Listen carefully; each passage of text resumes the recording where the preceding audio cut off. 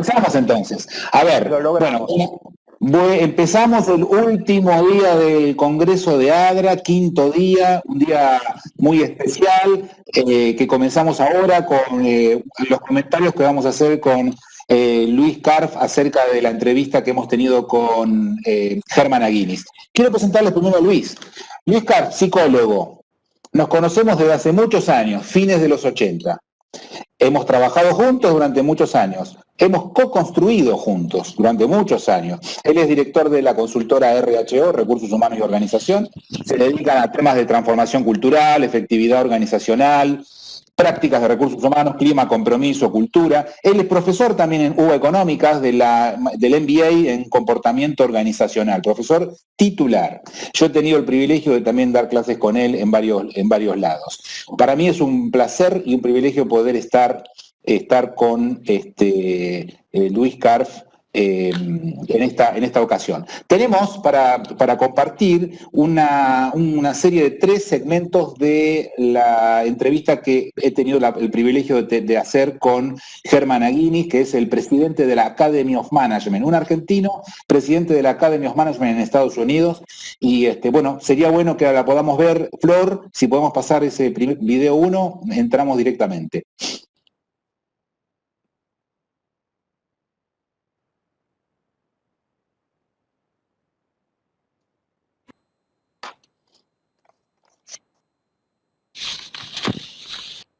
Bueno, buenos días o buenas tardes o buenas noches a los que estén mirando esta entrevista. Tengo el privilegio, tengo el honor de estar entrevistándome con Germán Aguinis, un profesional, un investigador, un científico de las organizaciones de renombre y al que habitualmente yo sigo en todas sus producciones bibliográficas, porque la verdad que son una ilustración y una iluminación para quien les interesa toda la cuestión de las ciencias organizacionales.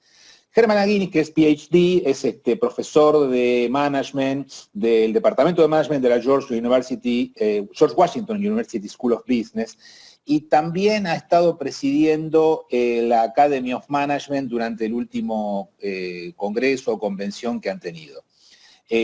Bueno, algunas cosas que puedo comentar de Germán Aguinis es, bueno, que ha estado investigando temáticas diferentes relacionadas con lo organizacional, ya sea en talent management, en organizational research methods, también en, bueno, cuestiones de corporate social responsibility, business sustainability, leadership, staffing, training and development, etc. Ustedes pueden encontrar en las diferentes publicaciones académicas las más importantes que suponen arbitraje, peer review, etcétera. Ahí está presente Germán Aguinis, un gran representante argentino dentro del mundo del management. Y también quiero señalar que Germán ha escrito una enorme cantidad de artículos justamente arbitrados, ha escrito muchos libros. Acá yo tengo un registro en su bio de 50 capítulos de libros. Ha escrito también una enorme cantidad de papers, como les decía, y entre sus 9 libros publicados, uno de los cuales lo tengo aquí a mi lado, está el de Performance Management. Hay 2 de Performance, uno Performance Management y otro de Performance Management for Dummies. Muy interesante esa perspectiva. Y también hay otro libro que tengo aquí a mano, que es el enorme libro de Performance Management, Putting Research into Action, donde el capítulo, a mi criterio, más importante, que es el de la Expanded View de la Performance Management, lo ha escrito Germán Aguinis. Y bueno, una innumerable, si tengo que citar toda la bio que tiene Germán, tendríamos que estar todo el tiempo de la entrevista para hablar de él, que también ha sido electo presidente de la Academy of Management, tengo entendido. Bueno, me pondrá al tanto de cómo es el estado de situación. Germán, para mí es un placer, un gusto, y nada, lo primero que te quisiera preguntar, y a partir de ahí siéntate libre para decir lo que tú consideres, me gustaría un poco ver tu trayectoria. ¿Cómo llegaste a ser un académico de tanto renombre? Este tema le va a interesar a muchos profesionales de recursos humanos y, por cierto, a mí también me interesa poder saber cómo ha sido esa trayectoria, cómo has llegado hasta aquí. Bueno, Hugo, primero y principal, muchas gracias. Es un honor y un privilegio estar aquí en esta conferencia y estar en contacto con una comunidad tan numerosa de profesionales de recursos humanos en Argentina. Es un excelente evento y espero que disfruten todas las sesiones tan informativas que hay en este congreso. Primero quería decir que este es un momento perfecto para estar en el campo de los recursos humanos. Hay una oportunidad privilegiada para los recursos humanos de demostrar nuestro valor agregado y el valor estratégico de los recursos humanos. Muchas veces nosotros que estamos en los recursos humanos nos quejamos que la función de recursos humanos no es visto como que agrega valor o que tiene un valor estratégico, sino que es simplemente una función administrativa. Pero si pensamos en este momento los desafíos que se nos están presentando por el tema del coronavirus, temas de liderazgo, cómo manejar una crisis, cómo capacitar a la gente para lidiar con los desafíos que se nos presentan en este momento de formas nuevas de trabajar, cómo poder adaptarnos a la nueva situación. También a nivel personal, cómo hacer para que los empleados y la gente de las organizaciones puedan lidiar con el estrés y la ansiedad, no solamente a nivel profesional, sino a nivel personal. Cómo medir el desempeño de los individuos y de los grupos en un periodo de crisis. Estos son todos temas en los cuales la gente de recursos humanos tenemos conocimientos y somos expertos en estos temas. Así que es un momento fundamentalmente privilegiado, yo digo, para que la gente de recursos humanos pueda mostrar su valor agregado y estratégico a la universidad. Así que la crisis ha producido una oportunidad muy buena. Con respecto a tu pregunta, mi trayectoria empezó cuando me mudé a los Estados Unidos hace más de 30 años para completar una maestría y luego un doctorado en Nueva York en el campo de psicología industrial y organizacional, que es un campo que combina ciencias de la organización, ciencias del comportamiento, finanzas y mucha estadística, muchos procesos cuantitativos, de análisis cuantitativos, similares a lo que se estudia en ingeniería industrial. Y luego de realizar mi doctorado en el año 1993, mi primer trabajo fue como profesor en la Universidad de Colorado, en la ciudad de Denver, un lugar hermoso, con montañas, con nieve, con mucho esquí, parecido a Bariloche. Y luego de estar 16 años allí, me mudé a la Kelley School of Business, que queda en Indiana University. Y ahora hace 4 años que estoy en la ciudad de Washington, en la Universidad George Washington University. Bueno, de lo que emerge de lo que tú comentas es el desarrollo de una mirada académica, una mirada profesional, pero académica fundamentalmente, de las organizaciones. ¿Cómo visualizas vos ese diálogo entre los académicos, los que viven en el mundo de los campus universitarios y las cátedras y los peer review de papers, etcétera, con respecto a los practitioners? ¿Cómo es de qué manera se realimentan o no los grandes expertos que publican libros sobre management o sobre temas asociados con tu propia área de interés? ¿Cómo se conectan ese mundo de los practitioners y los consultores con el mundo de los académicos? Gracias, Hugo. Es una excelente pregunta y es algo que está muy cerca de mi corazón, porque mi agenda profesional y personal es tener impacto en el ámbito académico, pero también tener impacto en las organizaciones y en la sociedad en general. Es una aspiración personal y profesional mía. Y es por eso que combino mis trabajos de investigación, como has mencionado, mis libros y mis artículos en revistas científicas, también con consultoría. Y, por ejemplo, en este momento estoy trabajando con Accenture, que saben que es una de las compañías consultoras más grandes del mundo. Tiene 500.000 empleados, más de 500.000 empleados en el mundo, y estoy colaborando con ellos en su sistema de gestión de desempeño a nivel global. En este momento, lamentablemente, no existe una interacción entre el ámbito académico y de práctica tan fluida como yo creo debería existir. Y lo que pasa es que muchas veces los académicos están más enfocados en el rigor. Y por otro lado, la gente que está en el mundo de la práctica está más enfocado en la relevancia. Entonces existe una dicotomía entre rigor versus relevancia. Entonces eso produce una desconexión entre el mundo académico y entre el mundo de la práctica.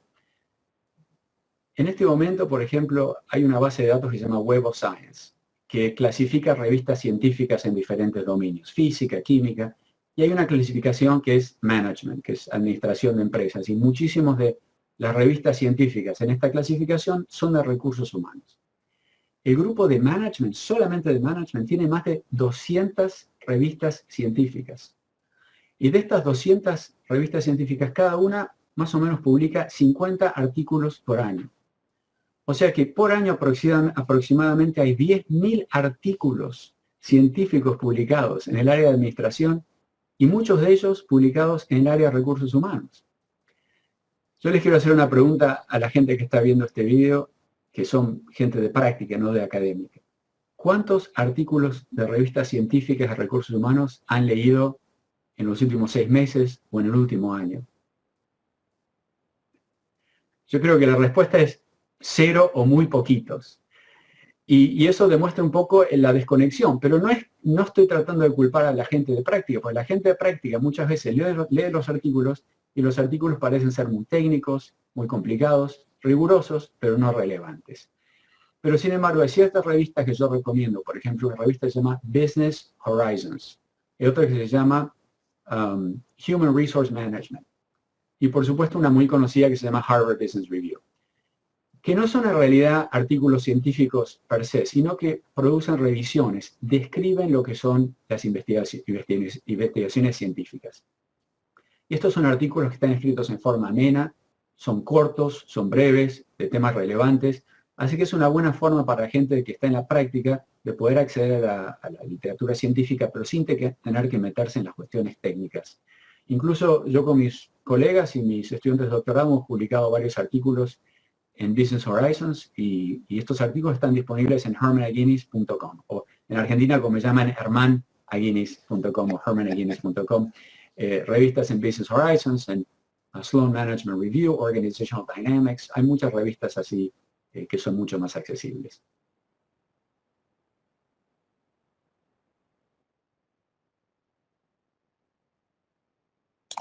Bueno, Luis, estaba pensando en cuanto a esta parte que estábamos escuchando de Herman McGuinness. No sé, anoté un tema de que es el momento perfecto para estar en el campo de los recursos humanos. Me quedo en eso y anoté otras cosas, y también el tema de los practitioners y los académicos. A ver, tenemos pocos minutos para pasar al siguiente video, pero me gustaría un pensamiento suyo sobre estas dos cuestiones. Bueno, primero, gracias por invitarme. Como yo le dije a Hugo, más que nada vamos a tener una conversación, así imaginariamente conversamos entre todos. La verdad que Aguinis plantea ciertos desafíos que uno los tendría que problematizar para encontrar soluciones. Algunos son misterios y otros son problemas.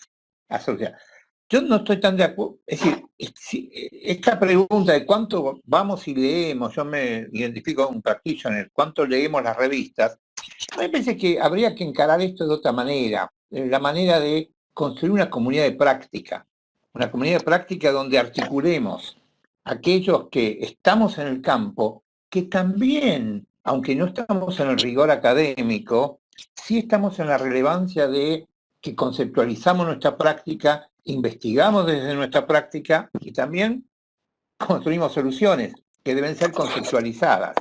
Y creo que sería un excelente desafío empezar a construir comunidades de práctica, donde nos juntemos aquellos que estamos interesados por la misma práctica o el oficio de los recursos humanos, porque venimos de diferentes disciplinas, a construir juntos un conocimiento y mejorar la práctica, ¿no? Entonces me parece que, para no usar la palabra grieta, tratemos de acercar el abismo, ¿está bien? Que no es ir a la revista, ¿está bien? Luis, esto significa que hay puntos de convergencia, se pueden encontrar puentes de comunión entre los practitioners y los académicos. Es que nos podríamos fertilizar cruzadamente, muchísimo, ahora, crear conocimiento. Aguinness dice que no hay muchos puntos de conexión, no hay una interacción fluida. ¿Usted percibe lo mismo acá en Argentina de la no interacción fluida? Es muy posible que no haya mucha interacción fluida, pero tampoco la buscamos, ¿está bien? Claro. Más acciones individuales en lugar de, vuelvo a repetir, ciertos dispositivos que las asociaciones profesionales, como ADRA, que está tratando ahora de juntar con su comisión académica, etcétera, encontrar lugares donde nos sinergicemos, porque seguramente tenemos puntos en común y nos vuelvo a repetir, podemos co-crear cosas juntos y fertilizarnos cruzadamente. ¿Está bien? Perfecto. Y conceptualizar. Excelente. Luis, vamos a ir al video 2, que es el video más sustantivo, la parte central de la entrevista, y después nos vamos a meter en más comentarios por parte suya también, ¿sí? Usted ordena. Vamos.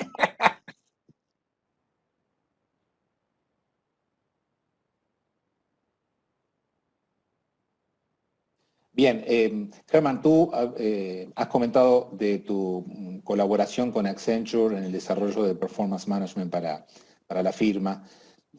Esto trae a colación la cuestión de Performance Management propiamente dicho, y muchas de las publicaciones tuyas tienen que ver también con eso.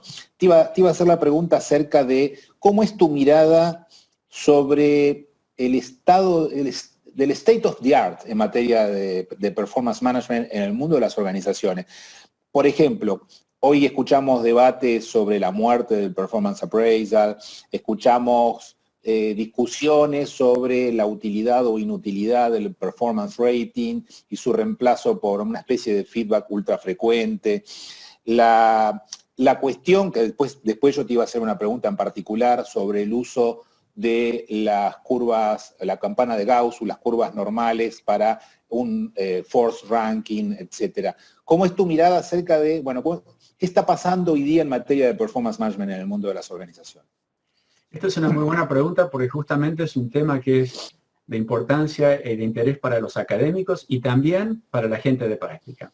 Hemos visto en los medios, en los últimos meses, en los últimos 2 años, anuncios que compañías como Apple, Microsoft, IBM, Deloitte han anunciado la muerte de los sistemas de evaluación de desempeño, la muerte de las evaluaciones de personal. Pero en realidad todos esos anuncios son sobre lo que se llama la muerte de la evaluación de personal, no de la gestión de desempeño. Y estas son dos cosas muy diferentes, porque la evaluación de personal o la evaluación de desempeño es algo que, primero y principal, la mayoría de los gerentes lo hace porque recursos humanos se lo impone como una tarea administrativa. Hay que llenar un formulario porque recursos humanos me lo pide. La gestión de desempeño es diferente, porque la gestión de desempeño es algo que el gerente y el empleado lo consideran como algo valioso, como algo que les ayuda a ellos, a su relación y a mejorar el desempeño.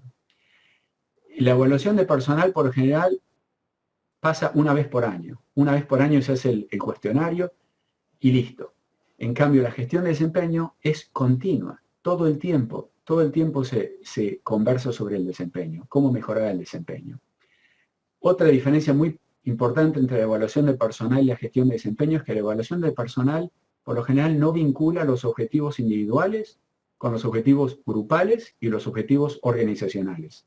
En cambio, la gestión de desempeño siempre piensa cuál es la contribución del individuo y del grupo a la estrategia de la organización. Y además, la gestión de desempeño tiene que ver con cómo mejorar el desempeño en forma constante. En cambio, la evaluación de personal es simplemente sobre el pasado. Se hace la evaluación de personal para determinar salarios, para determinar el bonus, para determinar premios, pero no tanto para usar esa información para mirar hacia el futuro y ver cómo podemos mejorar el desempeño del futuro. Y finalmente, ¿quién es el dueño de la evaluación de personal? Por lo general, recursos humanos, que impone ese formulario, que impone el proceso administrativo. En cambio, en la gestión de desempeño, el dueño del proceso son los empleados y los supervisores y los gerentes. Entonces, en este momento las empresas que han dicho que terminan el sistema de revisión de personal o de gestión están refiriéndose a este sistema burocrático, administrativo, que por lo general es una pérdida de tiempo y que los gerentes lo hacen solamente porque recursos humanos los obligan a hacer. En cambio, estas empresas, como mencioné, Apple, Microsoft, están girando hacia un sistema de mejoramiento de desempeño continuo, donde se da feedback en forma permanente, donde se mide el desempeño en forma accurate, en forma precisa. Y no es algo que se haga una vez por año, es una conversación permanente. En realidad, ¿cuál es un sistema de gestión de desempeño ideal? Donde en realidad no hay un sistema formal, porque eso es parte del desempeño y parte de lo que hacemos todo el día. No es que paramos de hacer nuestro trabajo para ahora, en un espacio pequeñito, No, hablamos de desempeño en forma permanente. Porque ¿cuál es la función principal del manager, del administrador? Administrar. Entonces lo que tienen que hacer los managers es to manage. ¿Y qué es lo que tienen que hacer? ¿Qué es lo que tienen que manage? Administrar el desempeño de los empleados. Y voy a hacer un punto final. ¿Recuerdas, Hugo, en los mineros de Inglaterra y los mineros en Estados Unidos, en Pensilvania, a principios del siglo XX, cuando no teníamos tecnología y entraban en las minas con una cajita con un canario, una jaula con un canario? ¿Recuerdas eso? Sí, cierto. Entraban cierto, con un canario porque leído. el canario podía percibir los gases tóxicos en la mina antes de que lo afecte a los mineros. Entonces el canario era como un síntoma, como una señal que existe algo malo acá, algo está tóxico, algo está malo, algo no es saludable. Los sistemas de evaluación de los números, cuando los números no funcionan, cuando los números no son justos, cuando la gente no está satisfecha y las compañías terminan de usar esos sistemas, ese sistema de números, ese sistema de medir, por lo general para mí yo lo considero el canario en la mina. ¿Por qué? Porque muestra que hay, por ejemplo, no hay una buena relación entre el sistema de medición y las recompensas. Por ejemplo, se mide el desempeño, pero al final todos reciben la misma recompensa. Entonces la gente dice, es una pérdida de tiempo, ¿para qué me voy a dedicar a esto?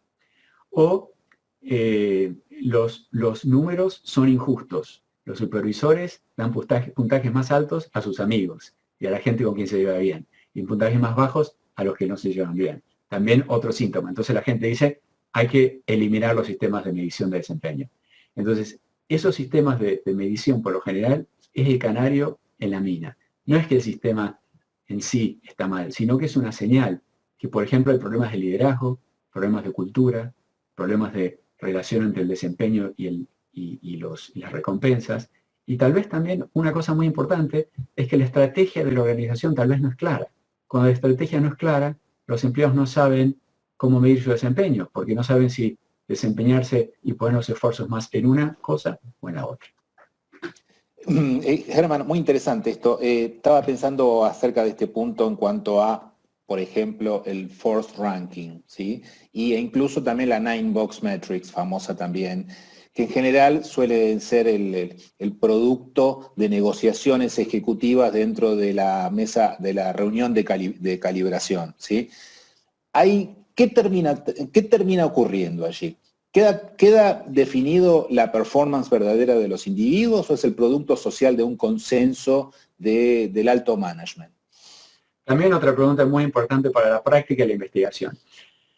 Esta campana de Gauss, que es una campana, se llama la distribución normal, donde la mayoría de los puntajes están en el centro y tenemos como una campana, un poquito de puntajes para la derecha y un puntaje simétrico para la izquierda. Entonces están bastante cerca todos los puntajes del promedio. Es algo que lo implementó en una forma muy famosa Jack Welch en la compañía GE. Y él le llamaba Vitality Curve, la curva de la vitalidad, donde él obligaba que el 10% de los mejores empleados tienen que estar arriba, luego tenemos el 70% en el medio y el 20% abajo. O a veces también se ponía el 20% arriba, 70% en el medio y 10% abajo. Él le llamaba de Vitality Curve, la curva de vitalidad, pero yo le cambié el nombre, le puse de Mortality Curve, la curva de mortalidad, porque lo que hacían con el 10% de abajo, chop, chop, le cortaban, sí, y por lo general echaban a la gente que estaba más abajo de todo. Nosotros en los últimos 10 años más o menos hemos hecho investigaciones que en este momento tenemos base de datos de más de 900.000 personas en deportes, jugadores de fútbol, jugadores de tenis, en ciencia, investigadores, en las artes, en la música, Emmys, en ganadores de diferentes premios de escritura, y hemos descubierto, en ventas, y hemos descubierto que la curva normal no representa la distribución del desempeño. Que en más del 90% de las industrias y en más del 90% de las empresas hay una minoría de empleados que se desempeñan en forma mucho más superior al resto de los empleados.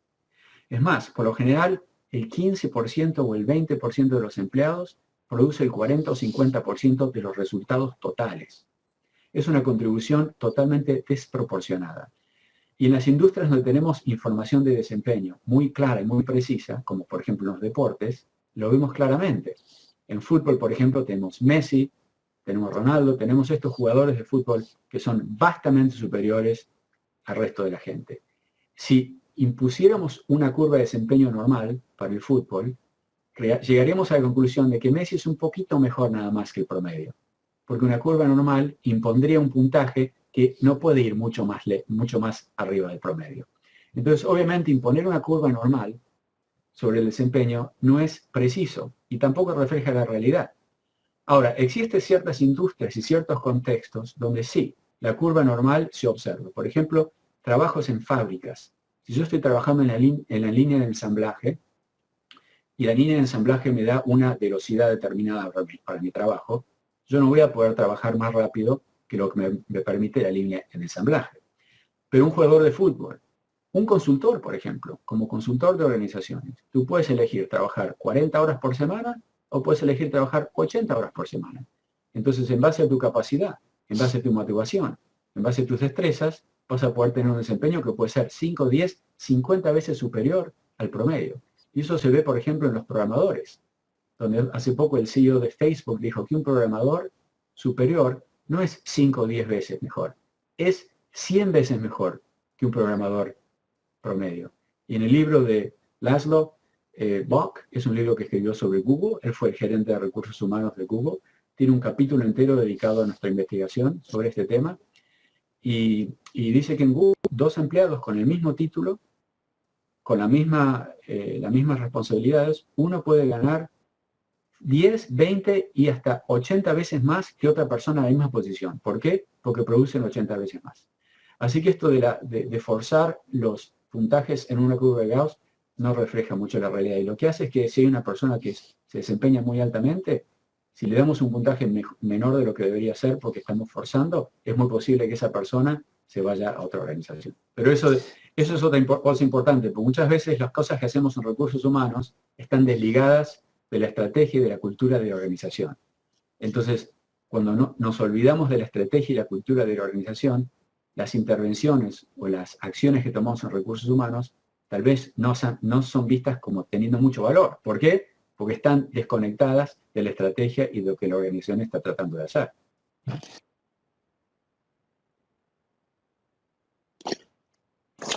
Bueno, este es fue el segundo segmento de la entrevista con Luis, que hemos tenido con Germán Aguinis. Sí, acá aparecen algunas cosas. Yo marqué, tengo algunos temas marcados, me gustaría ver, levante usted el tema que mejor le parezca. Uno, anoté esa diferencia entre evaluación y gestión de desempeño, ¿sí? Otra cuestión, por supuesto, de alguna manera hilarante, pero es ese ejemplo de la jaula con el canario. Fenomenal.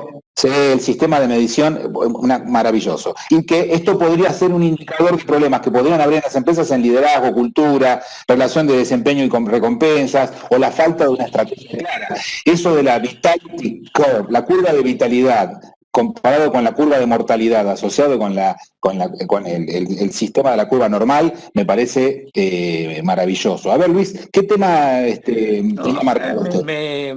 Aguinis plantea varios temas interesantes y varios desafíos. Muy cortito porque tenemos pocos minutos para el comentario. Primero, él lo llama de la curva de la mortalidad. Yo no sé si la llamo así, pero a mí eso del 80-20 a veces me parece la curva de la aristocracia, ¿sabes?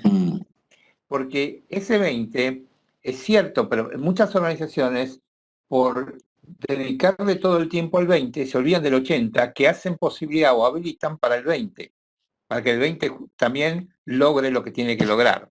Entonces, acá tendríamos que estar toda una discusión respecto a meritocracia, ¿está bien?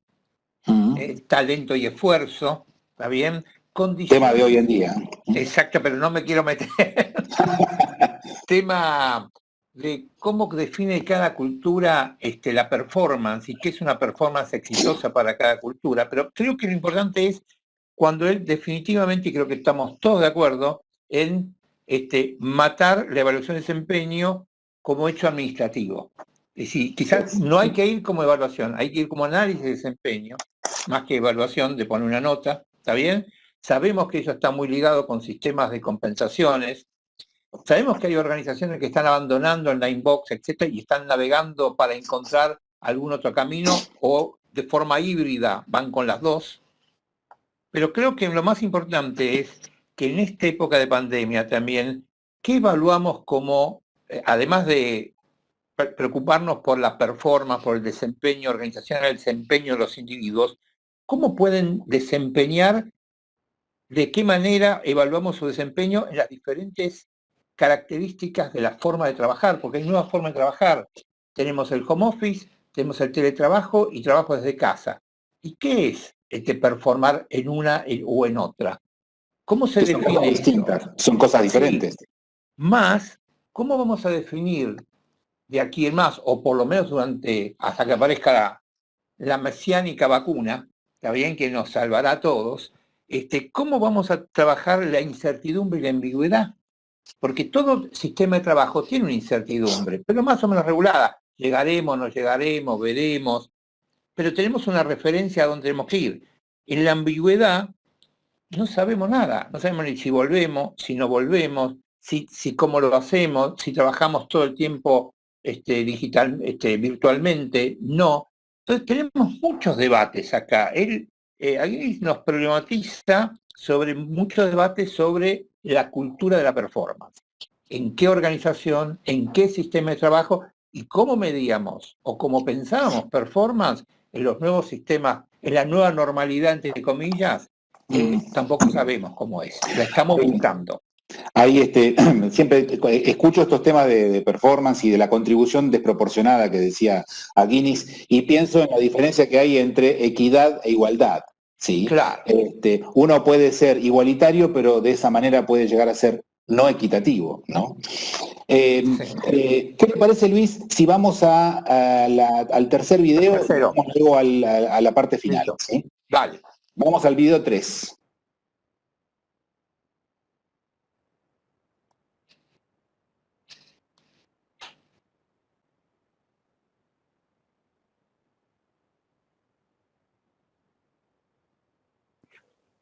Bueno, y ahora estamos arribando a fines de este año prácticamente, quedan unos meses y llegamos al final del 2020, un año posiblemente olvidable en términos económicos y en muchos términos, ¿no? Teniendo en cuenta el tema de la pandemia, ¿no? Y quizás una cuestión, siguiendo esta línea del performance management, es, digamos, ¿cuánto cambia, cuánto reformula, cuánto nos obliga a repensar la manera de gestionar la performance de nuestros colaboradores el trabajo remoto, la manera de trabajar virtual, digamos, el viejo sistema de la supervisión directa, como decía Mintzberg, posiblemente cae en cuestión cuando la manera de relacionarnos con los equipos de trabajo es diferente. ¿Cómo es tu mirada acerca de esto? También otro tema muy relevante. En este momento hay tres factores que fundamentalmente están afectando la función de recursos humanos por la pandemia. Primero, congelación de salarios, congelación de bonuses, incluso reducciones de salarios. Número dos, lo que te refieres tú, Hugo, que es cómo hacemos el trabajo, trabajar en forma remota. Y número tres, no tenemos que tampoco ignorar el impacto en el estrés y en la ansiedad de la gente. Entonces son tres temas diferentes. Con respecto a la reducción de salario y a los bonuses, muchas empresas están diciendo, ¿para qué tener sistemas de gestión de desempeños? Igual no vamos a dar aumentos de salario, no va a haber bonuses. Y eso es una forma equivocada de ver las cosas, porque justamente si en este momento tenemos una crisis de pandemia donde el desempeño no está claro, la gente trabaja remotamente, es más importante que nunca realmente tener una idea clara y precisa de cómo se está desempeñando la gente. Entonces, por ejemplo, en vez de medir tanto cómo la gente hace el trabajo, porque no lo podemos ver en forma permanente, podemos ver un poco más los resultados. ¿Cuáles son los resultados de lo que está produciendo la gente? En vez de ver cómo la gente hace el trabajo. Además, hay que medir una dimensión diferente de desempeño que no lo medíamos en la época normal, que se llama Adaptive Performance, desempeño adaptativo. Estoy haciendo una traducción, no sé si es, ¿cómo lo dirías tú? Desempeño adaptativo. Sí, exacto. ¿Qué quiere decir? Por ejemplo, ¿cuáles son los empleados que aprenden rápidamente, que tienen innovaciones y que manejan emergencias, que manejan crisis, que manejan problemas en forma creativa, que toleran la incertidumbre, que aprenden a hacer nuevas tareas, nuevas tecnologías, que rápidamente aprenden a hacer tecnologías. Entonces, demostrar, por ejemplo, quiénes son los empleados que están demostrando adaptabilidad interpersonal, que rápidamente pueden participar en grupos virtualmente, en una forma más natural. Entonces, todo este tipo de desempeño de adaptabilidad es una nueva dimensión de desempeño que no lo estamos considerando. Otra cosa que tenemos que hacer es, en términos de desempeño, es utilizar la gestión de desempeño para hacer lo que se llama stay interviews. Stay interviews. ¿Qué quiere decir stay interview? Porque nosotros estamos acostumbrados al exit interview. Cuando un empleado se va de la empresa, hacemos una entrevista a ver por qué se fue, qué es lo que pasó. Pero un stay interview es preguntarle especialmente a los que se desempeñan mejor, en base al sistema de desempeño, qué es lo que hace que no te vayas. ¿Qué más puedo hacer por ti? Necesitas recursos adicionales. Es muy fácil, pero eso, dentro del marco de la gestión de desempeño podemos hacer eso, porque es algo arreglado, algo que se hace, por ejemplo, cada 2 meses, cada 3 meses. Entonces, es otro uso muy importante de la gestión de desempeño. Por eso la gestión de desempeño no la debemos abandonar. Al contrario, la debemos utilizar para que nos dé una ventaja competitiva con otras empresas que están abandonando la gestión de desempeño por motivos equivocados. Bueno, hasta aquí llegamos con la entrevista con Germán Aguinis. Germán, te quiero súper agradecer. Ha sido muy claro, muy generoso fundamentalmente, y las líneas de pensamiento que has planteado disparan formas de reflexión para la gran comunidad de recursos humanos en Argentina, y que también, dirigiéndome a ellas, les digo que esta ha sido una excelente oportunidad para conocer mucho más a un representante nuestro, argentino, podríamos decir, que está allí dejando bien alto el nombre de nuestra idiosincrasia y de nuestra manera de ver las cosas. Te quiero súper agradecer, Germán. No sé, las últimas palabras quiero pedirte que tú le dediques a la amplia comunidad de recursos humanos en Argentina de cara al Congreso que está viniendo. Tus grandes líneas o tus grandes ejes que tú pondrías o propondrías para pensar el 2021-2022. Bueno, Hugo, muchas gracias por la oportunidad de conectarme con mis compatriotas. Y mi última palabra es, cada crisis genera oportunidad. En este momento hay una oportunidad única y privilegiada para recursos humanos para demostrar cómo a través del manejo del talento en forma estratégica agregamos un valor que lleva a que nuestra organización tenga una ventaja competitiva. Entonces, no hagamos lo que hacen todas las demás organizaciones. No hagamos un benchmarking study, a ver qué están haciendo otras. Lideremos a través de recursos humanos, a través de la creatividad y la innovación, para mostrar que recursos humanos realmente produce un valor estratégico y debe ser valorado en forma acorde. Germán, muchísimas gracias por tu tiempo y disposición. Ya vamos a finalizar esta entrevista y nos vamos a mantener en contacto sin duda para próximos encuentros o próximas cosas que podamos hacer juntos. Muchas gracias, hasta pronto.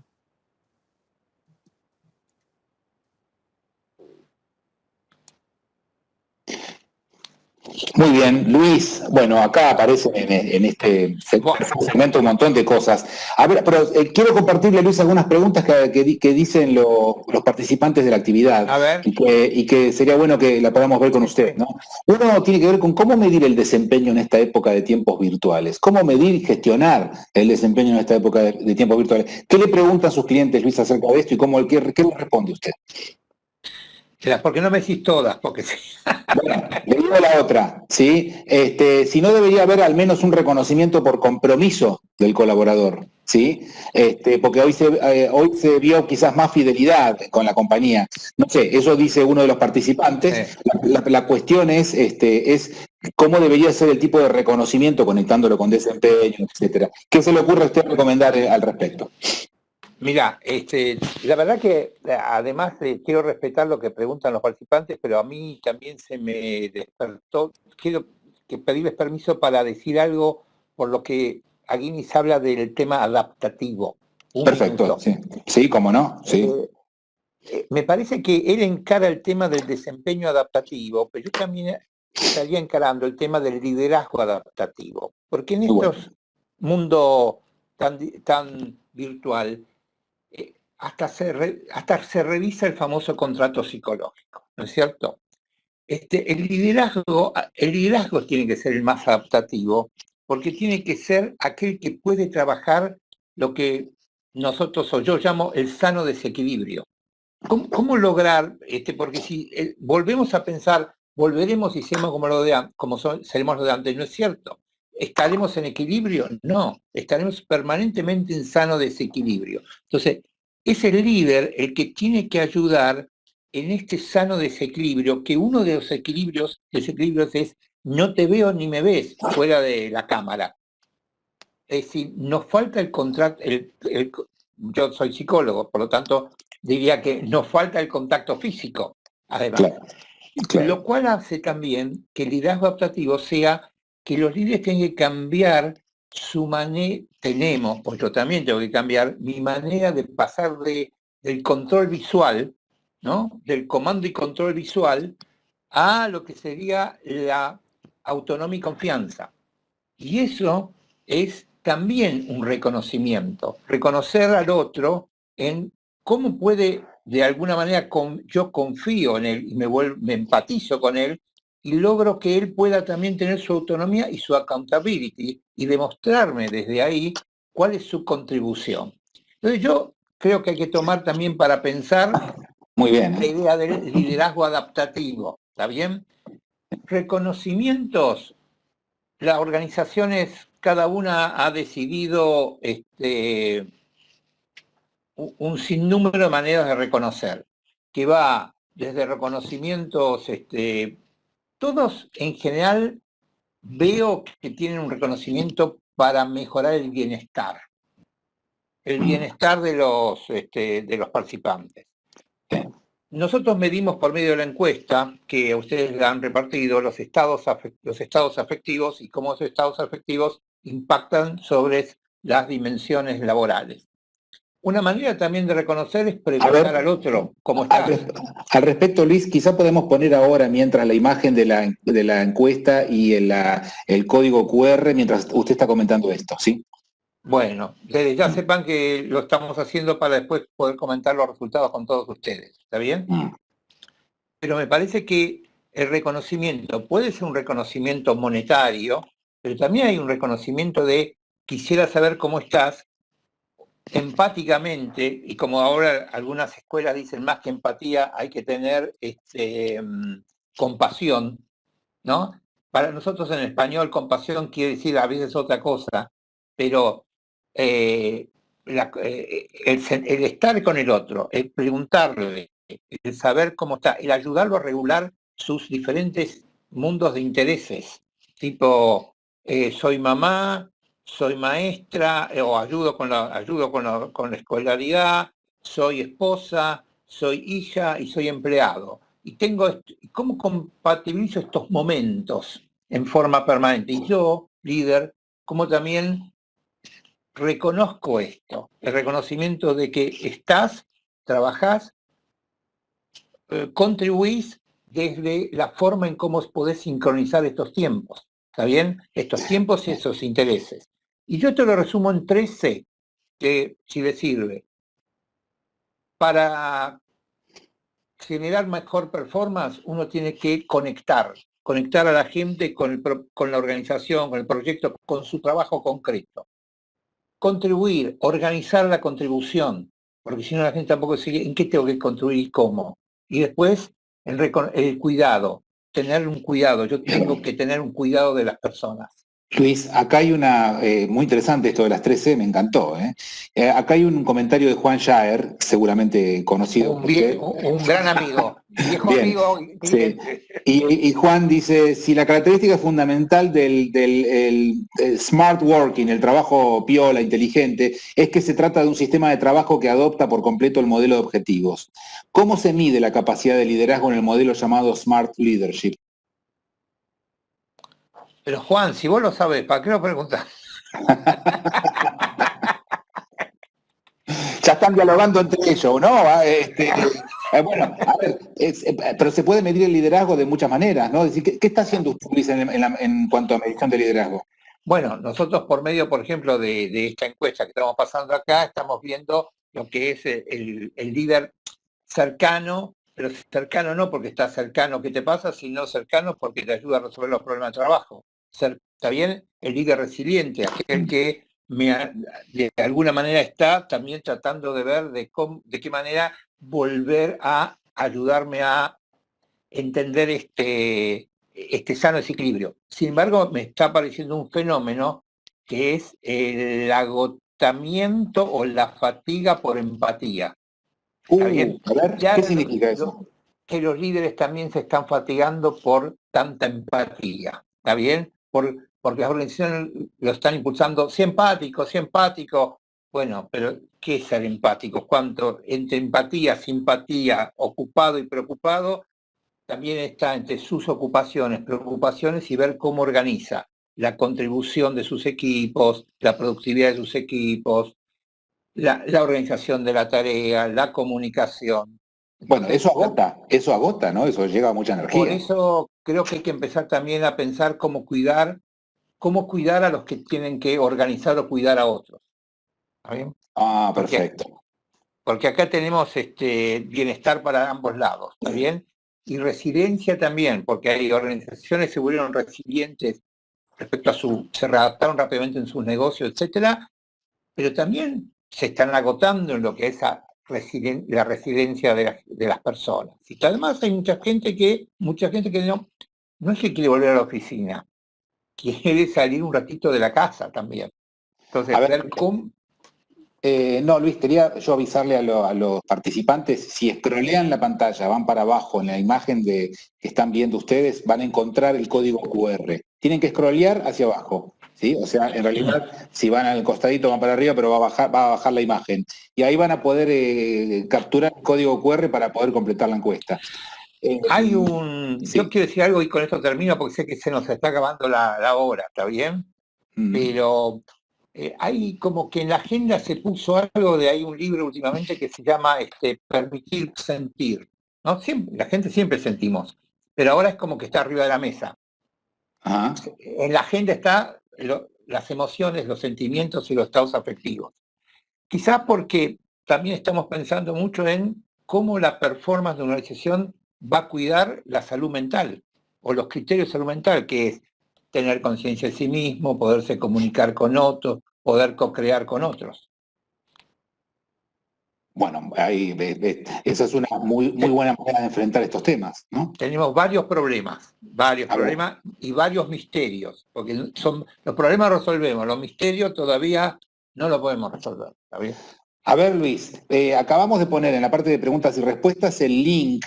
Si no pueden capturar el código QR, pusimos el link en la parte de preguntas y respuestas para que puedan acceder al formulario y poder completar esta simple encuesta. Quiero decirles, yo estuve mirando la encuesta, una maravilla. Los resultados va a ser prácticamente el estado del arte en materia de estas cuestiones de trabajo. Hugo, bueno. Muy bien. Bueno, pero les prometemos a todos la respuesta y porque la encuesta lo que muestra es podemos sacar mapas de vulnerabilidad por poblaciones, ¿está bien? Sí. Y esto no es un secreto nada mágico, después ustedes también pueden pensar a partir de esto y verlo cómo lo trasladan ustedes mismos a sus organizaciones. Vamos a organizar un webinar a posteriori del Congreso para presentar los resultados, eso ya vamos a estar avisando. Ya estamos en hora, Luis, tenemos que irnos. Quiero agradecer a todos los sponsors que han patrocinado este espacio y agradecer a ADRA y a todos los participantes por estar presentes y estar con nosotros, acompañarnos en este espacio. Ahora vamos a continuar con el espacio que sigue en el break y luego tenemos obviamente a Dave Bullrich en la entrevista. Así que vienen muchas cosas muy lindas para ver, ¿sí? Muchas gracias a todos, un gusto, Luis, gracias a vos por estar aquí. Muchas gracias, muchísimas gracias a todos. Bien, bien.